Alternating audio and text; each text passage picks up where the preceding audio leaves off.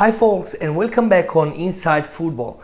In this video I will start speaking about the Euro 2020 final where Italy wins against England, and then I would like to speak about four important names in Italian football right now.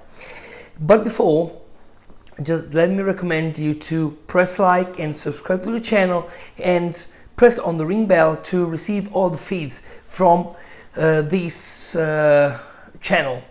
So I want to tell you my happiness about the winning of Italy in the Euro 2020 final against England. It has been a very tough match, and but I'm very happy also because some interviews before the matches, above all from Rio Ferdinand, were so posh, because a lot of English medias and a lot of English people and a lot of English people working in medias were so confident about the winning of England, like the motto, it's coming back home. Well, Italy won, and I think that's because Italian club was so confident about their skills, and not only individual skills. Players were not thinking about, okay, I have to play well because then I will make I could have a new contract or I will have a better contract. But they played as a group of players fighting for each other, and the two most important figures in this adventure was Roberto Mancini, the coach, and the assistant coach Gianluca Vialli. They were so as brothers when they were playing in Sampdoria in the early 90s, and the same story it has been during the Euro 2020. Their hugs after their winnings were so beautiful, I think, so romantic. And Mancini was the main character of Italian winning in Euro 2020. A lot of interesting player, a lot of very good player as Donnarumma, the magic square. We call it in Italy right now the magic square. Donnarumma, Bonucci, Chiellini and Jorginho. Then I was so sad for Spinazzola. I think the best left back on all Euro 2020. Then Chiesa, an outstanding Chiesa. Unfortunately we played without a striker because Immobile played so awfully, and Belotti the same. But I'm so happy, and I would like to tell to my English friends that Southgate put a very strong base for the future. If we think about Saka, about Sancho, about Rashford, but Declan Rice and Maguire and Grealish, a lot of interesting players, and I trust in Southgate, and I hope that Southgate will stay again on the English bench, because I liked him as a central back during 90s, and I like him more as a coach. So yeah, great Southgate, but above all, great Italy, grande Italia. Okay. Thumbs up for Italy. But right now, after 4 minutes and a half speaking about Italy, I want to speak about four names very strong in Italy right now. The first is Olivier Giroud. Media said that on Thursday he will come to Milan to make the physical exams, because he will move from Chelsea to Milan, to AC Milan, for 1 million euros plus one of bonuses. Honestly, I like Giroud. Strong striker that he didn't play well. He didn't play a lot in the last seasons. But I have some doubts about the project of AC Milan, because they already have Ibrahimovic, and then you put beside Ibrahimovic, Olivier Giroud. So which is the project? They play with one striker, and the one is Ibrahimovic, because he's nearly 40, but I don't think he will want to stay on the bench to let Giroud play. So I don't know, honestly. They have a very interesting striker, I think 2002 if I remember well, Colombo. And beside Ibrahimovic, I would prefer to see Colombo than Giroud, because it doesn't make sense to buy. Okay, it's cheap, but it doesn't make sense for a long-term project, to buy Giroud, 34 or 35 years old striker that could maybe play 15 games per season. It doesn't make sense, in my opinion, for the project. But of course, if we speak about the technical side, on the tactical side, Giroud is perfect. Also because he could be a different option for AC Milan players about the game. Okay, so they could play with long ball with less problems than, for example, to have Rebic or to have Leao. To have Ibrahimovic, okay, it's okay, but maybe Giroud is totally different about Ibrahimovic. So thumbs up for Giroud to AC Milan as a player, but thumbs down for speaking about the project.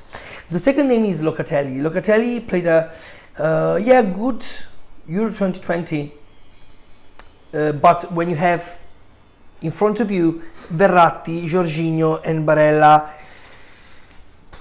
he is totally different from Barella. So if you want a very tough central midfielder, you have to be focused on Barella, because he's a very strong box-to-box. Locatelli is a mix between a box-to-box and a Mezzala or a number 8 in a midfield with 3 players. Okay, so he could go through on the pitch, okay, in the box.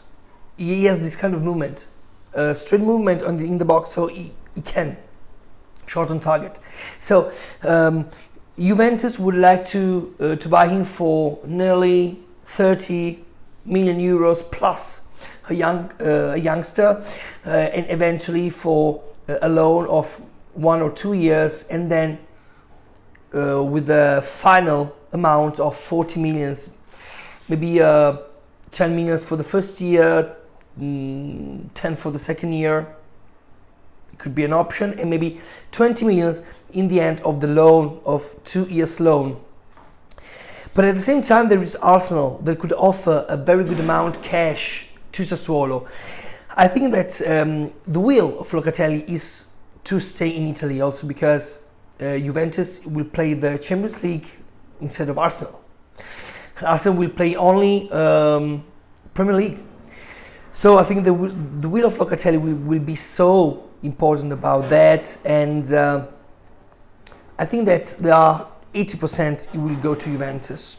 They have only to find the right way of payment to move from Sassuolo to Juventus. That's it for Locatelli. The third name is Rui Patricio. Rui Patricio, the goalkeeper, 33 years old goalkeeper, yesterday signed a contract, a 3 years contract with Roma. I think that in this case, the person of Jorge Mendes was so strong, because speaking about Roma keeper, they had last season Mirante, Fusato and Pau Lopez. Pau Lopez played very awful games, so they decided they have already in the squad, I think maybe yes, maybe not, I don't remember, but He played very awful games. Mirante right now is a free agent because right now he is 38 years old. Maybe the project of the club are different. Fusato is totally not ready to play as a first keeper in Roma. So they decided to buy Rui Patricio. But Rui Patricio has Jorge Mendes as agent. Jorge Mendes is the same agent of Jose Mourinho.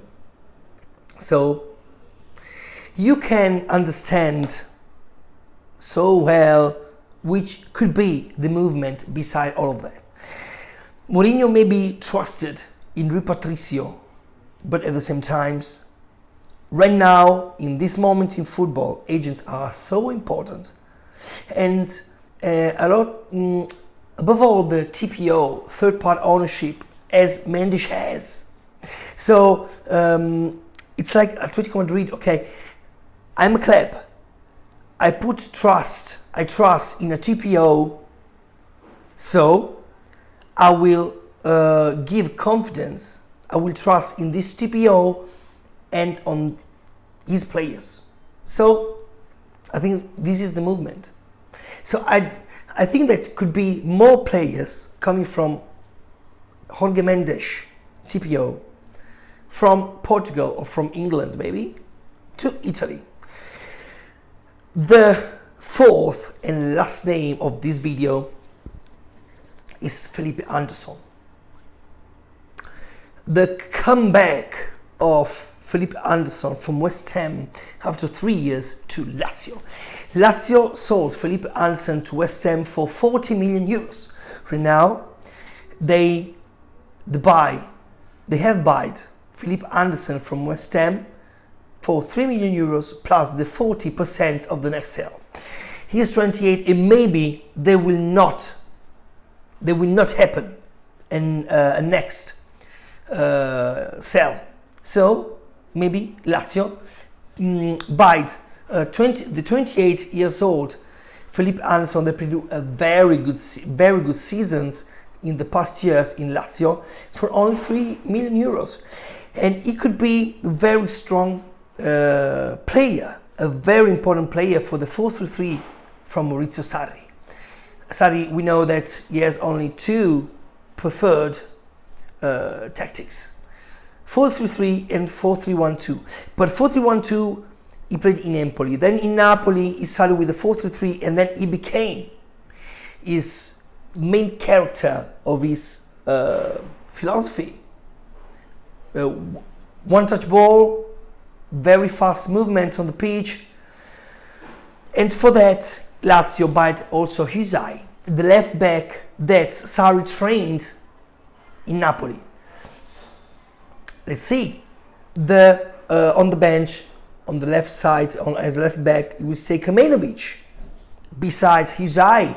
But in this 4-3-3, Felipe Anderson is so important with his pace, and he's right-footed, so he could play on both sides. He could play as Callejon in Napoli, but at the same time also as Insigne. So as a right-footed on the left side or right-footed on the right side. I mean, not as a right side, is a right end, but on the right side of the pitch. So it could be very good, interesting movement, and above all, great buy. I mean, for the finances, very strong deal, very good deal.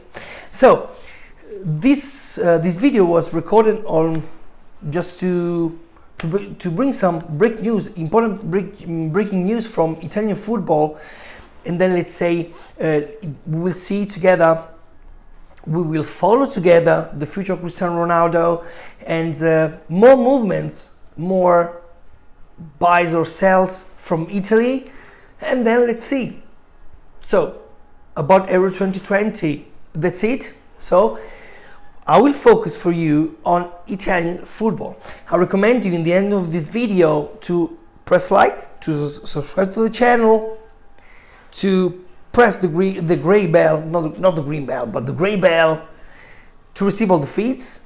And let's see to the next video. Ciao ciao from an Italian guy very proud of his national team.